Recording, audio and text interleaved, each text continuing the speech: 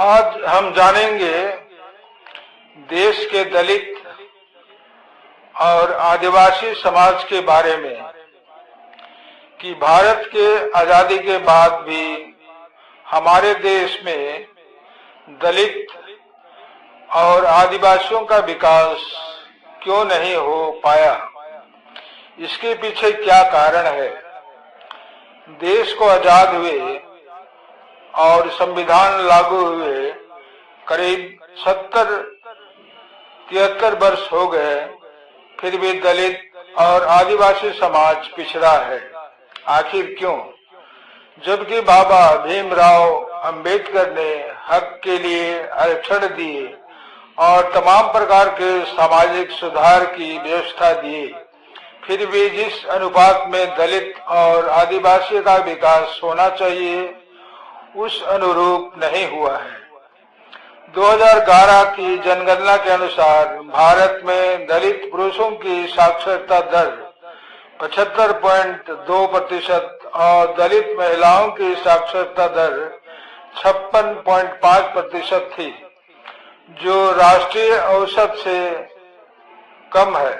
हाल के अनुमानों के अनुसार दलितों के बीच साक्षरता दर 73.5% है, जबकि राष्ट्रीय औसत 80% लगभग है। दलित महिलाओं की साक्षरता दर दलित पुरुषों की तुलना में काफी कम है।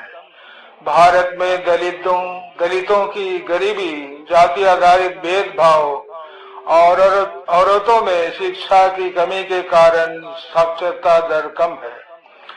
दलित समाज में आबादी लगभग 16% है, लेकिन सरकारी नौकरियों के शीर्ष ग्रुप ए में उनका प्रतिनिधित्व केवल 12% है।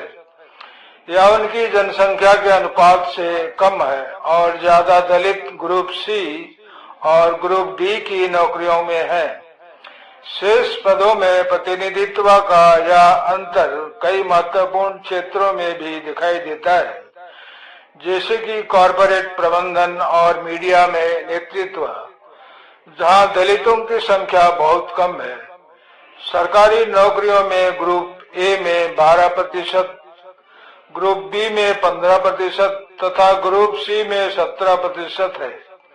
बड़ी कंपनियों के प्रबंधन में भी दलितों का प्रतिनिधित्व बहुत कम है। मीडिया के शीर्ष पदों पर 90% से अधिक उच्च जाति का कब्जा है। अब देखते हैं आदिवासियों का क्या हाल है। 2011 की जनगणना के अनुसार भारत में आदिवासी समाज की साक्षरता दर 59% थी, जो राष्ट्रीय औसत 73% से काफी कम है। हाल के सरकारी आंकड़ों के अनुसार यह दर बढ़कर 70% हो गई है। हालांकि विभिन्न राज्यों में इसमें काफी अंतर है। कुछ पूर्वोत्तर राज्यों में आदिवासियों के साक्षरता दर राष्ट्रीय औसत से भी अधिक है, जबकि अन्य राज्यों में यह बहुत कम है। वर्ष 2019-20 की अवधि श्रम बल सर्वेक्षण रिपोर्ट के अनुसार अनुसूचित जनजातियों की साक्षरता दर बढ़कर 70% हो गई है। यह नागालैंड और मिजोरम जैसे कुछ पूर्वोत्तर राज्यों में राष्ट्रीय औसत से भी अधिक है। दूसरी ओर कुछ राज्यों में यह बहुत कम है। आदिवासियों का सबसे बड़े पदों पर प्रतिनिधित्व निश्चित प्रतिशत में बताना मुश्किल है, क्योंकि यह डेटा अलग अलग क्षेत्रों और सरकारी तथा निजी क्षेत्रों के अनुसार अलग अलग है। हालांकि यह ध्यान रखना महत्वपूर्ण है कि उनकी कुल आबादी की तुलना में बड़े पदों पर उनका प्रतिनिधित्व काफी कम है। यह कई बार सामने आया कि सरकारी या निजी क्षेत्र की बड़ी कंपनियों के शीर्ष पदों पर आदिवासी समुदायों के लोग बहुत कम संख्या में हैं। कम प्रतिनिधित्व के पीछे शिक्षा और अवसरों की असमानता जैसे कई कारक हैं, जबकि आजादी के बाद सरकारी नौकरियों में अनुसूचित जातियों और अनुसूचित जनजातियों के लिए आरक्षण की शुरुआत 1947 में 12.5% की दर से हुई थी, जिसे बाद में बढ़ाया गया। 1970 में यह दर अनुसूचित जातियों के लिए 15% और अनुसूचित जनजातियों के लिए 7.5% कर दी गई। भारत में ईसाई आबादी का एक बड़ा हिस्सा अनुसूचित जनजाति से आता है, विशेष रूप से पूर्वोत्तर राज्यों जैसे नागालैंड, मिजोरम और मेघालय में, जहां ईसाई बहुमत में है। पूर्वोत्तर भारत के राज्य जैसे नागालैंड, मिजोरम, मेघालय और अरुणाचल प्रदेश में आदिवासी ईसाइयों की संख्या सबसे अधिक है। पूर्वोत्तर क्षेत्र के आदिवासियों का शिक्षा स्तर केवल ईसाईयत के कारण ही बढ़ा है। शेष जो उरांव, मुंडा, खड़िया, संथाल आदिवासी जो ईसाई है, उनका ही शिक्षित दर ज्यादा है।